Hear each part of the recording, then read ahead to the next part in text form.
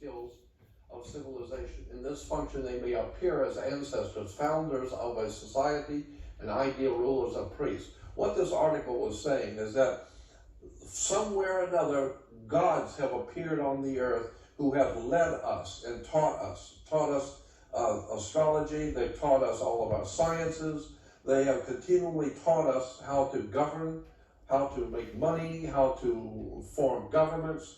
They've set up our religions. The whole entire human system on the earth is obviously operating at a very high intelligence. Somebody is ruling us through our institutions of churches, synagogues, mosques, our governmental systems, banking systems. Somebody has set this world up to control us humans, and they look like us.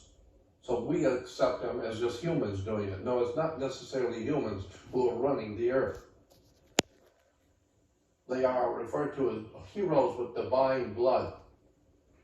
And here are some of the phonies who think they are heroes of divine blood. A bunch of dingbat, scumbags,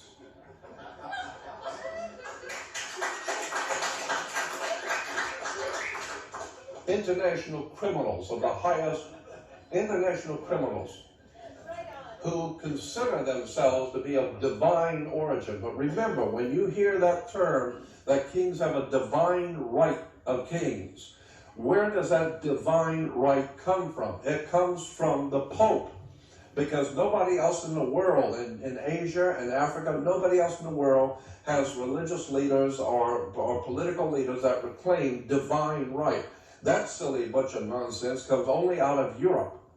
And then you can understand why that foolish and stupid idea of divine right of kings comes from the fact that Europe has been dominated for 2,500 years by Rome. Under the Caesars of Rome, he was God. And if he appoints you to be governor, you have a divine right because God put you there. Well, when the Roman Empire finally corrupted and fell apart, the Vatican came in with the Holy Father, and now he is the Pontifex Maximus, who will bestow upon you a divine right to be a holy man, or what am I trying to say, royalty.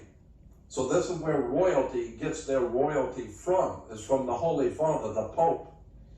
And when you find out the connection with the Vatican to all the governments of Europe, and how Rome has dominated Europe for 2,500 years, and the Vatican has dominated Europe for 1,600 years, and Europe has dominated the world for 1,600 years, then you understand what's going on today around the world. The wars and the stuff that's going on today is the wars between the gods. It's the Star Wars. The gods are warring for ownership of the human race. The Pope represents one faction of the gods. This is what Zecharia Sitchin has been talking about for years. Incidentally, I was in business with Zecharia Sitchin. And when I was in business with him, I had a lot of time I could spend with him in off hours. And we've had a lot of interesting conversations in private. And all I will tell you is that there's more to Zecharia Sitchin than meets the eye. This guy is not only a brilliant writer, but he's far more well-informed than you think he is. He just hasn't told you the whole story yet. But there they are. Dingbat, goofball, the whole bunch of them. Yeah. And so in the New Testament we're told, well, you got to look at this dimwit. Look at that. Yeah, collectively, you go over there collectively, they got an IQ of 40, the whole bunch of them. I was in England. I spoke in England to an audience of about, I'd say, 500 to 600 people.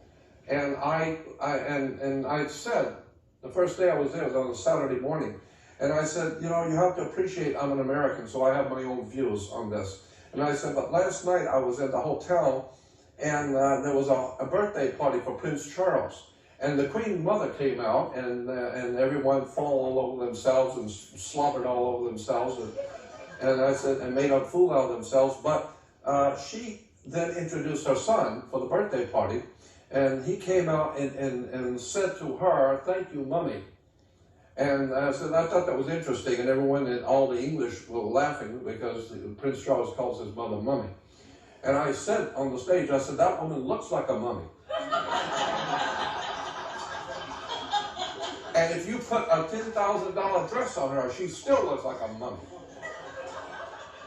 And then I said to the audience, I've got this on tape, I said, how long are you people here in England going to put up with this bunch of bull?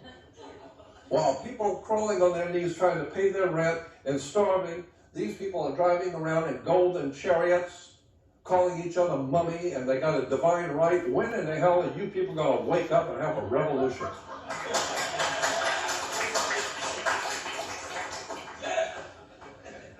I have no respect for anybody who puts themselves above any other human. We're all created by the same God. And then the Apostle Paul goes on to say, for we wrestle not against flesh and blood, but against principalities, against powers, against the rulers of darkness of this world, and against spiritual wickedness in high places. So we're not at war with government. We're at war with these Elohim, these ancient gods who've been manipulating the human race. I've had enough of them. Interesting. I think we've got a few minutes here, but you might want to read Don Juan, Carlos Castaneda's book, where Don Juan talks about the gods who are creating us. I'm not going to go through this because it's too long, but just go and read Don Juan, where Don Juan, the Mexican shaman priest, said that there are aliens who look like us. In his book, Carlos Castaneda's books are very famous. But he said in his book that Don Juan, the Mexican spirit teacher, said that there are aliens who look like us, but they have been manipulating us and lying to us and tricking us with their religions, their governments, the way that we think, their education. All these systems are being controlled by aliens who look like humans, but they're not. And they're very, very dark and evil. And they're manipulating the whole human race. And they have been from day one.